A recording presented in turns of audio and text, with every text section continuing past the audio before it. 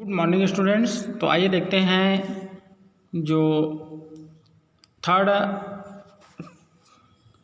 Level पढ़ रहे थे है ना, उसका पैराग्राफ 7। तो डियर स्टूडेंट, अभी तक क्या क्या हुआ है। जो चार्ली काल्पनिक स्थान में चला जाता है, मतलब तीसरा तल में है ना, और वहाँ 1894 में जो जो भी चीज़ हुआ था उसको देखता है, ठीक है। तो उसके बाद वो धीरे धीरे क्या करता है, वापस मतलब वर्तमान में आ जाता है ना। तो पैराग्राफ 7 देखते हैं। Because one night fussing with my stamp collection, I found, well, do you know what a first day cover is? When a new stamp is issued, stamp collectors buy some and use them to mail envelopes to themselves on the very first day of sale, and the postmark proves the date. The envelope is called a first day cover. They are never opened. You just put blank paper in the envelope. अब यहाँ पर क्या हुआ था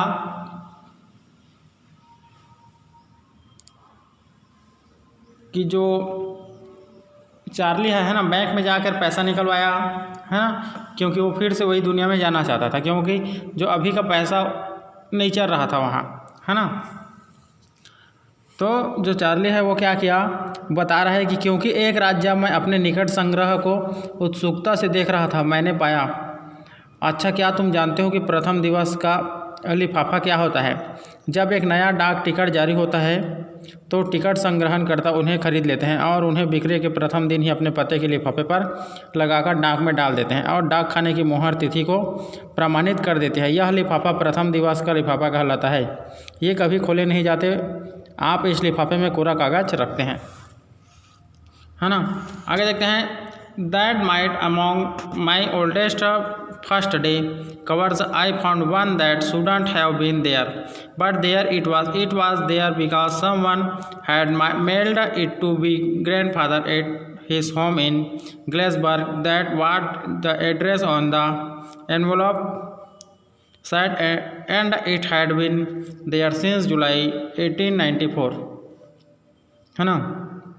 आगे क्या बोल रहे हैं कि उस रात को मेरे प्रथम दिवसीय डाक टिकट के लिफाफों में मुझे एक लिफाफा ऐसा मिला जो वहाँ नहीं होना चाहिए था, लेकिन वहाँ था। यह वहाँ था क्योंकि किसी ने इसे मेरे दादाजी को उनके घर पर गेल्सबर्ग में डाक से भेजा था, और यह बात लिफाफे पर लिखा हुआ था, हुआ पता बतला रहा था, और यह वहाँ 18 जुलाई 1994 से था, है ना।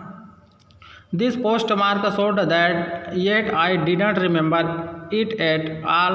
The stamp was 6 cents, dull brown with a picture of President Garfield. Naturally, when the envelope came to Granddad in the mail, it went right into his collection and stayed there till I took it out and opened it.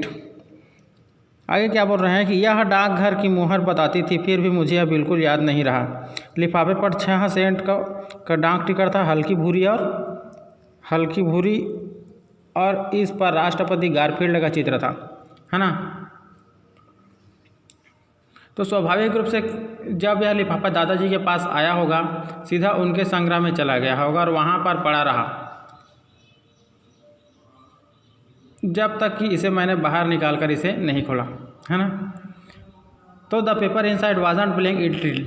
तो अंदर कागज़ खाली नहीं था, इस पर लिखा था, क्या लिखा था? 941 Willard street, Galesburg, Illinois, July 1894. Charlie, I got to wishing that you were right there. I got to believing you were right.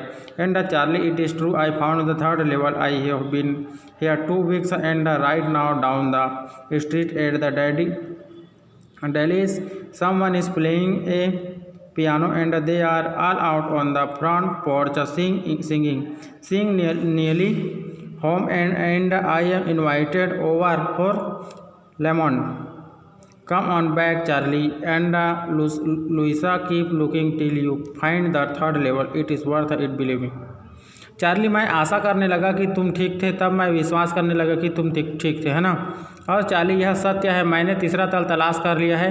मैं यहाँ 2 सप्ताह से हूँ और इस समय गली के नीचे डेली के घर में कोई पियानो बजा रहा है और वे सब आंगन के बाहर दहलीज पर गाते हुए गए हैं, सिंग नाइल होम, और मुझे नींबू के शरबत के लिए बुलावा आया है। वापस आ जाओ चार्ली और लुइसा, तलाश करते रहो जब तक तुम्हें तीसरा तल न मिले। यह खोजने लायक है, मेरा विश्वास करो। तो उसके दादाजी ने क्या कहा है, तीसरे तल के बारे में बताया है। तो एक्चुअली में जो तीसरा तल था वो था, है ना, the note is sine Sam, इस पत्र पर हस्ताक्षर थे सैम, है ना। आगे क्या बोल रहे हैं कि at the stamp and the coin store I found one that Sam bought $800 worth of old style currency that out to set him up in a nice little hay feed and a grain business. He always said that what he really wished he could do, and he certainly can't go back to his old business, not in Galesburg, Illinois in 1894. His old business Sam was my सिचरिस्ट।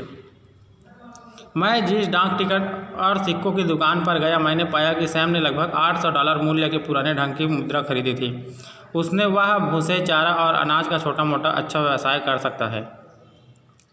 वह हमेशा कहता था कि उसकी इच्छा यही करने की थी और वह निश्चयपूर्ण अपना पुराना व्यवसाय नहीं कर सकता है।